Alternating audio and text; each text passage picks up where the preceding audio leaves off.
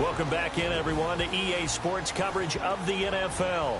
You couldn't have picked a better time to tune back in because we're about set to kick things back off in overtime. So we're right back where we started, all even as the kick's away. This will be fielded on the back line of the end zone. And no thought to bring this one out. He'll just go down to a knee, and they'll take over at the 25. So with the Steeler offense on their way out, let's take a look at the playoff picture in the AFC. And it's right about this time of year you start to say this is when the cream rises to the top. Week 15, 3 weeks left to go, but still plenty to be determined. And I think for most teams, the obvious is to try and be the number 1 or number 2 seed. But when you look at it across the league and throughout the history of trying to get to the Super Bowl, the teams you really fear are the ones that get hot and sometimes sneak in at a 5 or a 6 seed, because we've seen those teams actually get to the Super Bowl and occasionally win it. Yeah, you think of the Giants a couple of times. Steelers have done it. You're right. It has happened and will happen more in the future, I'm sure.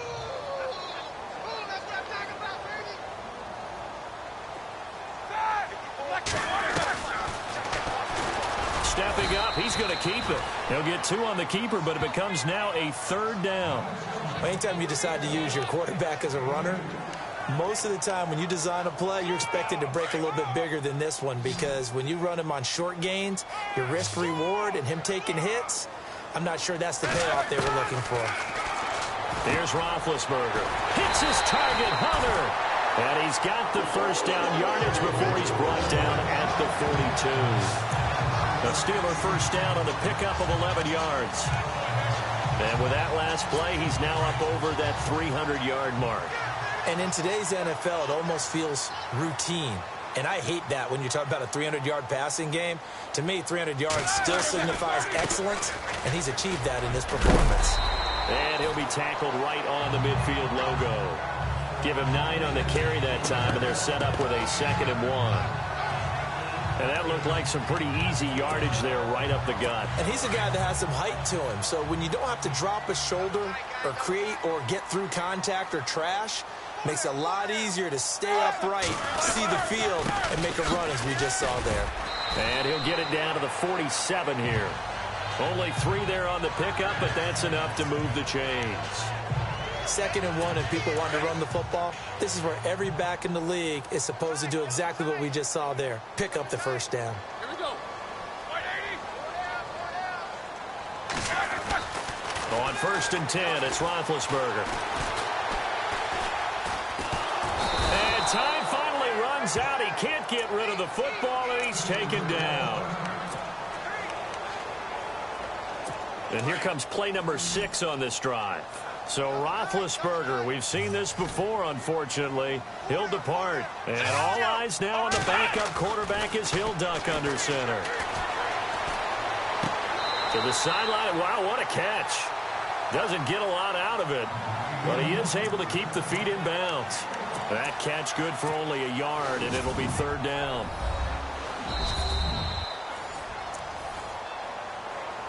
The Steelers on 3rd down. They're hitting at 60%, 6 out of 10 thus far. This is 3rd and 16.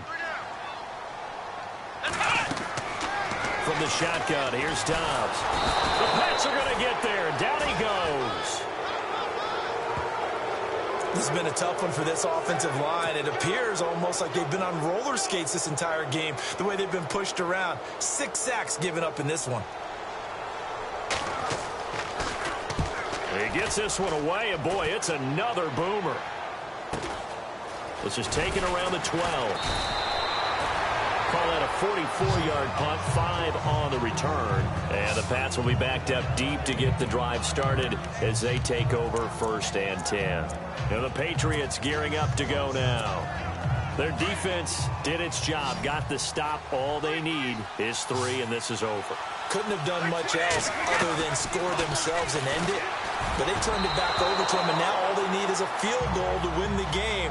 An excellent job by the defense. Can the offense finish things off? Yeah, part 1 is done, now part 2.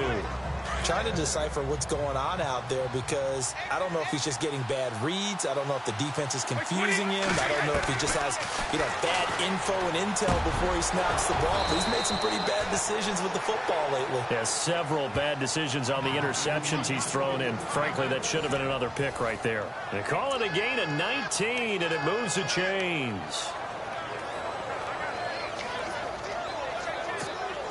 And the offense lining up 1st and 10.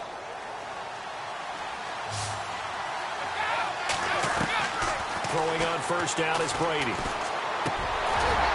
He couldn't quite hold it. Got hit.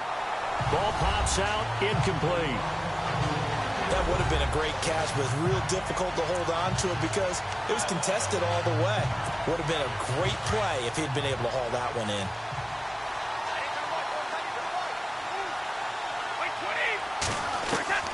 Brady again here on 2nd and 10. Fighting his way through contact. And this is going to be caught. He won the fight for the football. And he takes this one all the way across midfield into enemy territory down to the 40-yard line.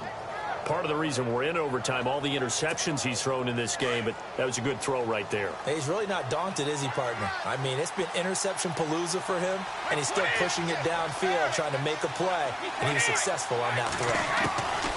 They'll run it now out of the gun. And this one's going to go the wrong way, losing yardage back at the 42. That's going to go as a loss of 2, and it'll be 2nd down. Yeah, let me pump out my chest a little bit, even though I'm not rooting for either team. That was a really nice defensive play. It's awfully fun to watch, even in an offensive game. Brady to throw on 2nd down. Left side, it's Dorsett.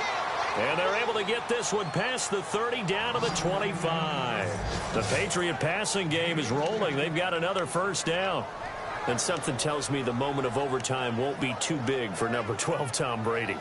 Well, the best that have ever played have always taken big moments and treated them as little moments, right? Each play is going to be kind of the same, but they know how to rise to the occasion as well. And let's face it, Tom Brady, I think he'll enjoy playing in overtime and trying to be the guy that leads his team to victory. And Cooks has it over the middle. 15 more there, and they're on a roll. It's another 1st down. Charles, you get into these overtime situations, that's not a bad guy to dial into. Well, when you have to have plays, especially in a spot as you just described, we're in OT, you've got to go to the guys you can trust and you know are going to make the plays. What they say, it's not the X's and the O's, it's the Jimmys and the Joes. 2 yards on the carry there, it'll be 2nd down. And I know you, with every carry, especially in overtime, you're just saying, if you're that ball carrier, hold on to the football. Hold on to it, protect it, but not necessarily settling, because you're trying to get to the end zone. You're trying to end the game right here. I know the defensive guy, poking, clawing, raking, trying to... And he is in for the score! And it is absolute stunned silence here as they win it on the road in overtime.